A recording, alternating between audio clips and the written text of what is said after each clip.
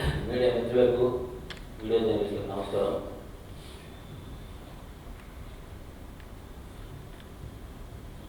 ముఖ్యంగా ఇప్పటివరకు మా నాయకులందరూ కూడా మాట్లాడారు. తెలంగాణలో మేమందరం కూడా సింగరేణిని కన్న తల్లితో సమానంగా పూజిస్తాం. సింగరేణి బొగ్గుగనిలో వెళ్ళే కార్మికులు అక్కడ ఒకసారి భూతల్లికి నమస్కారం చేసి అందరూ కూడా బొగ్గుగనిలోకి వెళ్తారు. ఈ దేశానికి ముఖ్యంగా దక్షిణ భారతదేశానికి అవసరమైన బొగ్గును ఉత్పత్తి చేస్తూ వందలాది పరిశ్రమలకు కాదు వేలాది పరిశ్రమలకు గుండెకాయల పనికొచ్చే బొగ్గును ఉత్పత్తి చేసి అందరూ కూడా జీవనాన్ని అందించే ప్రాంతం కోల్బెల్ట్ ప్రాంతం. ఈ కోల్బెల్ట్ ప్రాంతం అందరినీ అర్థం చేసుకుంటుంది. ప్రేమ దయ గుణం కలిగిన వాళ్ళే ఆ ప్రాంత కార్మికులు, అక్కడి కార్మిక కుటుంబాలు. తెలంగాణ ఉద్యమంలో ఎంతో క్రియాశీలకంగా కార్మికులు, కార్మిక నాయకులు, కార్మికులు ఉన్నప్పటికీ కూడా హైదరాబాద్ నుండి వచ్చినటువంటి బాబుల సుమాన్ గారు హక్కులు చేర్చుకొని మెంబర్ ఆఫ్ పార్లమెంట్గా గెలిపించింది. ఉద్యమకారులు ఎలా అని చెప్పని అసెంబ్లీలో కూర్చోబెట్టింది. మీరు మొత్తం మీరు 10 దశాబ్ద కాలంలో మీరు అధికారంలో ఉన్నారు. సింగరేణికి అనేకమైన హామీలు ఇచ్చారు. కొత్త బొగ్గుగనులు తెచ్చుకుంటే ఒక్కొక్క బొగ్గుగనికి 3,000 మంది కార్మికుల చొప్పున 10,000 మందిని తెచ్చుకుంటే 30,000 మంది కొత్త ఉద్యోగాలు సృష్టించవచ్చు. మన పోరాటాలకు మనమే నౌకరీ ఇవ్వచ్చని కేసీఆర్ గారు అక్కడ గంటవాదంగా ప్రచారం చేశారు. మీరందరూ చేసిన ప్రచారం నమ్మి అక్కడ అందరూ ఓట్లు వేశారు. నమ్మి నాన్న వస్తే పుచ్చిబుర్రలు అయినట్టు మీకు అధికారం ఇచ్చిన తర్వాత సింగరేణిని మొత్తం నాశనం చేసింది మీ టీఆర్ఎస్ పార్టీ, ఇప్పుడున్న బీఆర్ఎస్ పార్టీ. రక్తంతో చెమటగా మీకు తెలుసు, చాలా మందికి ప్రాంత తెలియలో తెలుసు. తల్లి గర్భంలోకి పోయినట్టుగా ప్రతిరోజు వెళ్ళి బొగ్గు ఉత్పత్తి చేసే ప్రక్రియ అక్కడ ఉంటుంది. లోపలికి వెళ్ళడమే తెలుసు, కానీ బయటకు వచ్చే వరకు కూడా వాళ్ళ ప్రాణాలు ఉంటాయా లేవనే పరిస్థితిలో ఉత్పత్తి చేస్తే మీరు అధికారంలోకి వచ్చిన దగ్గర చేసింది ఏంటంటే 1,16,000 మంది ఉన్న కార్మికులు మీరు అధికారంలోకి వచ్చినప్పటికీ 76,000 మంది ఉంటే మీరు దిగిపోయే సమయానికి 32,000 మంది కార్మికులు తయారు చేశారు. 45,000 మంది కార్మికులను మీరు పొట్టను పెట్టుకున్నారు. ఉద్యోగాలు ఇవ్వలేదు. సింగరేణి కార్మిక సంఘ ఎన్నికలు వచ్చినప్పుడల్లా బొగ్గు గనులను తెలుస్తామంటారు. మొత్తం 11 బొగ్గులను శ్రీరాంపూర్లో శిలాఫలకాలు ఇస్తున్నారు. వాటి మీద పిట్టెలు రెంటలు వేస్తున్నాయి. ఒక్క కొత్త బొగ్గు గని కూడా మీరు తెరవలేకపోయినారు. పైగా 17 ఓపెన్ కాస్ట్ తీసుకొచ్చి కార్మికుల సంఖ్యను మొత్తం తీసేస్తున్నారు. మీరు ఈరోజు సింగరేణి తగలబెట్టాలంటున్నారు. ఎవరిని తగలబెట్టాలి? ఎవరు తగలబెట్టాలి? జీఎంఆర్టీ తగలబెట్టాలంటున్నారు.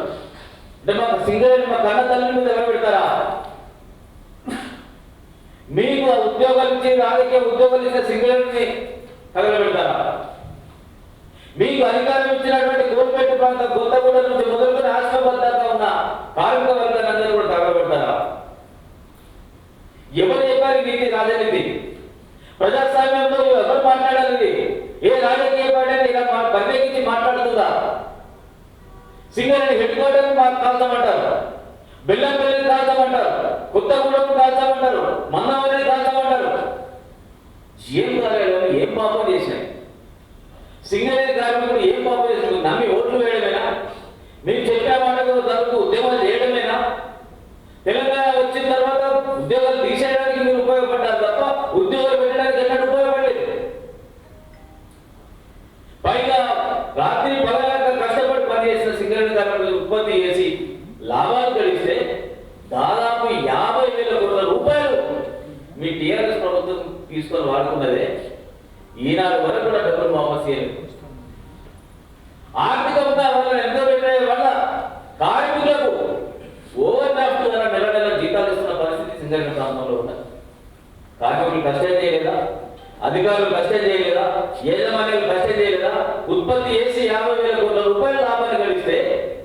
మీ పాలనలో, మీ ప్రజాస్వామ్యంలో మీరు చేస్తున్న తెలంగాణ ఉద్యమంలో వచ్చిన అధికారంలోకి వచ్చిన తర్వాత కేసీఆర్ గారి నాయకత్వంలో సింగరేణి బొందలగడ్డగా మార్చిన పరిస్థితి మీ బీఆర్ఎస్ పార్టీ.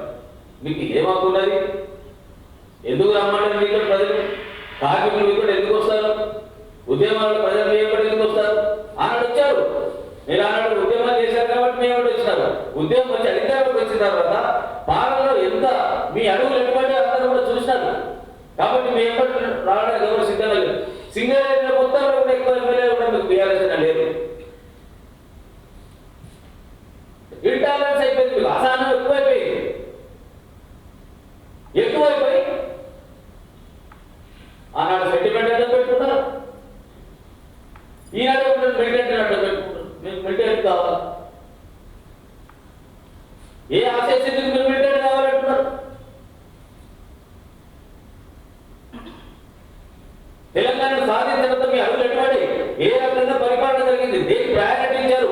ఏ ఉద్యోగాలు కల్పన అన్నారు? బొంబాయి బొగ్గుబాయి కలుపు మాట్లాడారు. ఏ ఒక్కసారి కూడా ఉద్యోగాలు కల్పనకు ప్రయత్నం చేయలేదు. ఉద్యోగుల కార్మిక హక్కులు చాలా రాశారు. సమ్మెలు చేయకుండా చూస్తున్నారు. ఎందుకంటే మీ సంఘమే అక్కడ అధికారంలో ఉన్నాయి. ఇప్పుడు ఓడగొట్టారు కాబట్టి కార్మిక సంఘం ఓడగొట్టారు కాబట్టి కార్మిక సంఘం మీటింగ్ లో మీరు మాట్లాడతారు. మనం ఇప్పుడు కార్మికులు లేరు కాబట్టి మనము డబ్బులు రావు. అదే డబ్బులు మీ ఖాతాలో, మీ బీఆర్ఎస్ ఖాతాలో అఫీషియల్ గా అనౌన్స్ చేసిన ఖాతాలో 970 కోట్ల రూపాయలు ఉన్నాయి. డ్రా చేసి ఖర్చు పెట్టి ఉద్యోగాలు చేయండి. కాలం పెట్టి బెదిరించి పైసలు వసూలు చేస్తారా? మీ అధినాయకుడు అనౌన్స్ చేస్తాడు కదా మా మీటింగ్ లో, మాకేం తక్కువ లేదు 930 కోట్ల రూపాయలు ఉన్నాయని చెప్పారు. ఎవరు తెచ్చుకుంటారు మీ భాషను, మీ ఆలోచనను? ప్రజలంతా తిరస్కరించారు. రైతులు కానీ, యువకులు కానీ, కార్మికులు కానీ, సంపన్న వర్ణాలు అన్నాడు మీకు మద్దతు, మీకు సంపన్న వర్ణాలు కూడా మమ్మల్ని చీకొడుతున్నారు. అదే అర్థం చేసుకోండి. నిత్యం సోషల్ మీడియా యూనివర్సిటీ తోటి వ్యక్తులను బదనాం చేయడము, సంస్థలను బదనాం చేయడం, భారతీయ జనతా పార్టీ దుమ్మెత్తిపోయడము, టెర్రరైజ్ చేయడానికి ప్రయత్నం చేస్తున్నారు. ఒకసారి ఆలోచించాలి. తెలంగాణ ప్రజలందరూ కూడా, కార్మికులను కూడా ఎన్నడూ తెలంగాణ ప్రజలు ఈ యొక్క హింసను ఎన్నడూ కూడా గౌరవించారు. నేను మొదలు చెప్పినట్టు మీరు ఎవరు వచ్చినా కూడా గౌరవించారు. ఎక్కడి నుంచి వచ్చినా కూడా గౌరవించి మీకు అందరూ కూడా అందరూ వ్యక్తిస్తే మీరు మా కార్మికులను, కార్మిక సింగరేణి కన్న తెల్లటి సింగరేణిని బొందలగడ్డగా మార్చే ప్రయత్నం చేస్తారా? ఏమవుతుంది రేపు? మీరే నమ్మదే నిజమైతే ఏమవుతుంది? సింగరేణి కూడా మూతపడిపోతుంది. ఇప్పటికే 35,000, 35,000 వచ్చేసి కార్మికుల సంఖ్య 1,10,000 వచ్చి మీరు ఇటువంటి హింసాలు చేస్తే మొత్తం సింగరేణి మూసేస్తారు. అప్పుడు ఎటువంటి కార్మిక కుటుంబాలు అంటారు? ఆ 1,00,000 ఎవరైతే దిగిపోయినారో, ఎవరైతే దించేశారో ఇందులో దళితులు, బలహీన వర్గాలు ఎక్కువ కార్మికులు ఉన్నారనే విషయం మీకు తెలియదు. వాళ్ళందరూ కూడా ఈరోజు చిన్న చిన్న దుకాణాల దగ్గర వాచ్మెన్గా, కూరగాయలు అమ్ముకొని అక్కడక్కడ స్కూల్ దగ్గర వాచ్మెన్గా పనిచేస్తున్నారు. రాజులాగా బతికినటువంటి సింగరేణి కార్మికులు ఇప్పుడు సఫాయి కార్మికులు మారిపోయినారు. దీని అందరికీ కారణం మీ పార్టీ కాదా? మీ నాయకులు మాట్లాడిస్తే, మీ ఆదినాయకులు మాట్లాడితే నువ్వు మాట్లాడుతున్నావు. నువ్వు విద్యార్థి నాయకుడివే, ఉద్యమ నాయకుడివే.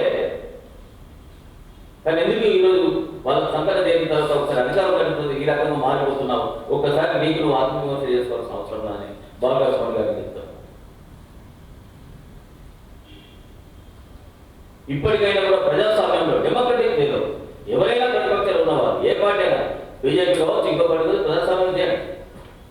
అది మార్చేసి ఇలా హెచ్చరికలు హింసత్వంతో గడప మేము పైకి వస్తాము, ప్రజలందరూ వైపు చూస్తారని అనుకుంటే తప్పదు. మీ ఫైట్ సినిమాలో డూప్ ఫైట్ చేస్తే వారికి 10 ఓట్లు వేస్తారు. ఒకసారి ప్రజలు మిమ్మల్ని నమ్మదు, విశ్వసించరు. కాంగ్రెస్ పార్టీ కూడా అదే పరిస్థితి కొనసాగిస్తున్నది. పరిశ్రమల పట్ల, కార్మికుల పట్ల, విద్యార్థుల పట్ల, యువకుల పట్ల. ఆ పార్టీ కూడా అదే పరిస్థితి ఉంది. రెండు ఈ తెలంగాణ, అటు బీఆర్ఎస్ పార్టీ, ఇటు కాంగ్రెస్ పార్టీ రెండు కూడా తెలంగాణ నాశనం చేయడానికి చూస్తున్నాయి. అది నాశనం చేసింది వీళ్ళు నాశనం చేయబోతున్నారు. వీళ్ళ కొట్లాడు తెలంగాణ ప్రజలను ఎవరు పట్టించుకోవట్లేదు. వసూలు వసూలు వసూలు, పప్పం కట్టడానికి పైసలు పట్టుకోపోతారు, ఇక్కడ జీతాలు ఇవ్వడానికి ఇప్పుడున్న పార్టీ కాంగ్రెస్ పార్టీ. కాబట్టి తెలంగాణ పట్ల రెండు పార్టీలు అదే వైఖరిని పోలిస్తారు. కాబట్టి ఈ వైఖరిని ప్రజలందరూ కూడా భారతీయ జనతా పార్టీ ప్రజల ముందుకు వెళ్ళి అది కూడా వివరించే ప్రయత్నం చేస్తాం. తప్పకుండా ఇట్లాంటి ఆలోచన చేసినట్టయితే ప్రజలు హర్షించడం, ముఖ్యంగా తెలంగాణ ప్రజలు హర్షించరని చెప్పి మరోసారి చెప్తూ ఇది వాళ్ళ పార్టీకి తిరిగి వారికి వస్తుంది, ప్రజలందరూ కూడా దూరం అవుతారని చెప్పి గుర్తు చేసుకోవాలని ఆ టీఆర్ఎస్ పార్టీ నాయకులు కేసీఆర్ గారు కావచ్చు, కేటీఆర్ గారు కావచ్చు, ఒకసారి ఆత్మవిశ్వాసం మాట్లాడాలి. నీతులు చెప్పడం కాదు, నీతులు కూడా నేర్చుకోవాల్సిన అవసరం ఉందని చెప్తూ నమస్కారం.